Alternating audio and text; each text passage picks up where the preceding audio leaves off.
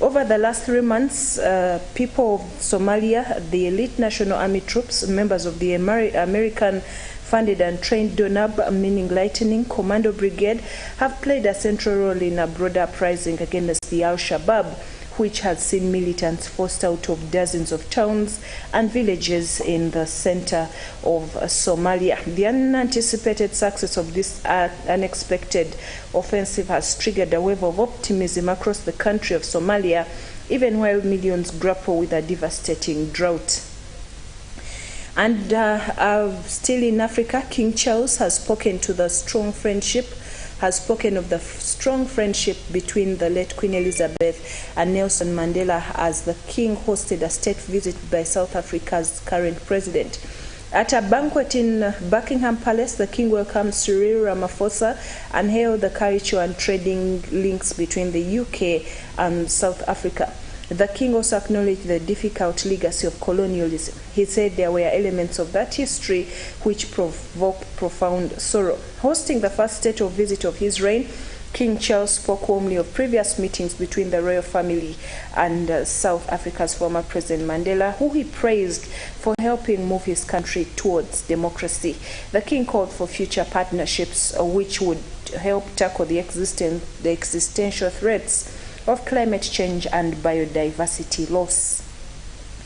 In Brazil, the far-right party of Brazil's outgoing President Jair Bolsonaro has challenged some votes in October's election that saw him lose narrowly to leftist Luiz Inácio Lula da Silva.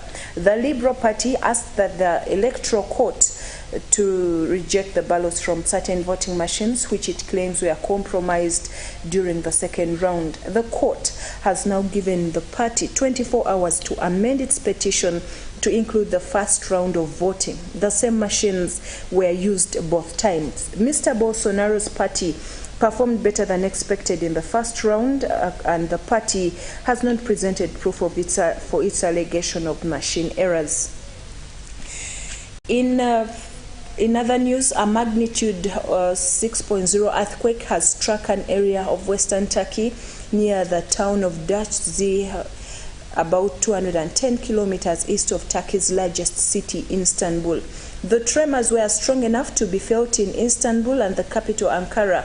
At least 35 people were injured, according to officials. Estimates of the quake's depth vary from 2 kilometers to 10 kilometers. There are reports of power being disrupted in the region, as well as some residents jumping from balconies.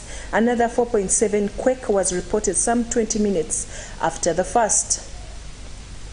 In the United States, the White House has put student loan repayments on hold again, saying that the delay will let courts rule on the Democrats' plan to forgive some debts. The pause on repayments had been due to expire in December for the first time since the COVID pandemic began. It is now being extended until the 30th of June 2023, the 8th time that the U.S. Education Department has delayed requiring student loans to be repaid.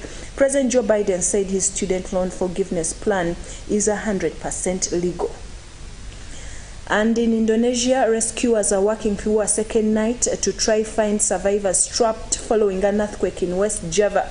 Officials put the death toll at 268, many of them children, with 151 still missing, more than 1,000 still injured. Damaged roads and the vast size of the affected area are making it difficult to locate and help victims. Aprizo Mulyadi was at school when the quake hit and was trapped after the room collapsed. The National Disaster Mitigation Agency said that 22,000 houses had been damaged and that more than 58,000 people had taken shelter in several locations in the region. The 5.6 magnitude quake struck a mountainous region on Monday, causing landslides that buried entire villages near the West Java town of Sianjur. And in Ukraine, the security service has raided a historic monastery in Kyiv in an operation it says was aimed at stopping Russian agents using the site for sabotage, intelligence, or weapons.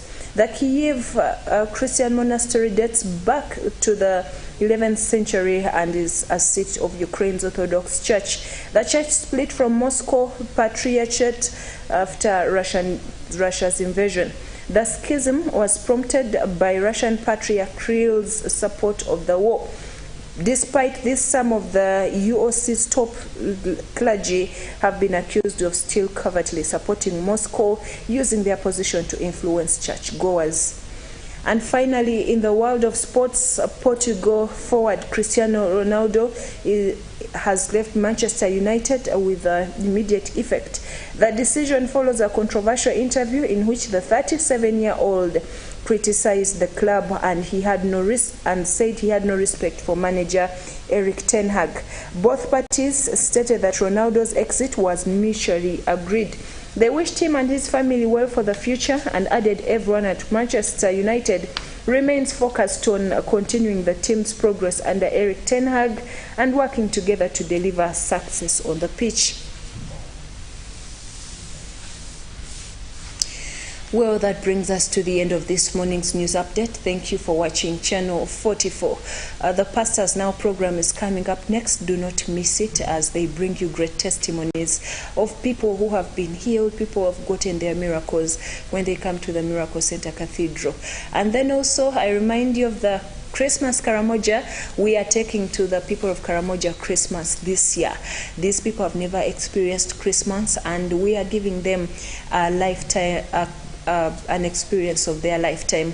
Join us by sending your seed to the numbers that will be availed during the services, or send your seed to bring your seed to the Miracle Center Cathedral. You will be tremendously blessed. God bless you. Enjoy your morning.